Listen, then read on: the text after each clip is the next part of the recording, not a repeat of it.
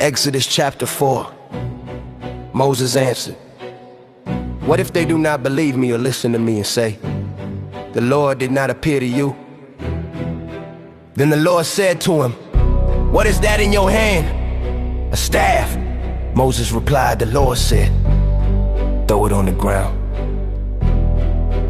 Moses threw it down and it became a snake. Moses ran from it. Then the Lord said, "Reach out your hand and take it by the tail." So Moses reached out and took hold of the snake, and it turned back into a staff in his hand. This, the Lord said, "It's so that they may believe that the Lord, the God of their fathers, the God of Abraham, the God of Isaac, and the God of Jacob has appeared to you." Then the Lord said, "Put your hand inside your cloak." Moses put his hand inside it. When he took it out, his hand was leprous, white as snow. "Now put it back inside your cloak." The Lord said, Moses, put it back inside. And when he took it out again, it was restored like the rest of his flesh. And the Lord said, "If they do not believe you or pay attention to the first sign, they may believe the second.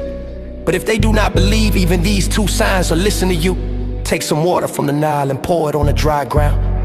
The water you take from the river will become blood on the ground." But Moses said to the Lord, "Please, Lord, I have never been eloquent, not in the past nor since you were spoken to your servant. I am slow of speech and slow of tongue."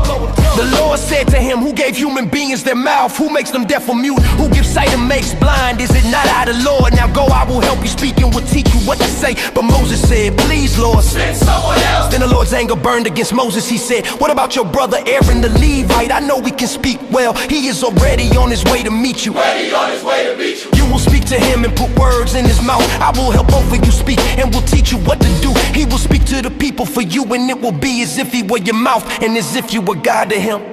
But take the staff in your hand so you can perform the signs with it." Then Moses went back to Jethro, his father-in-law, and said to him, "Let me return to my people in Egypt to see if any of them are still alive." Jethro said, "Go, and I wish you well. Now the Lord has said to Moses in Midian, 'Go back to Egypt, for all those who wanted to kill you are dead.'" So Moses took his wife and his sons and placed him on a donkey, and he began the journey back to Egypt. In his hand, he carried the staff of God. Along the way, the Lord spoke to Moses and said, "When you return to Egypt, make sure you perform before Pharaoh all the wonders I have placed in your power. But notice, I will strengthen Pharaoh's resistance, and he will not let the people go. You are to say to Pharaoh, 'This is what the Lord says, Israel is my firstborn son. I told you, let my son go so he may worship me. But you refuse. Now I will take the life of your firstborn son. Let my son go so he may worship me."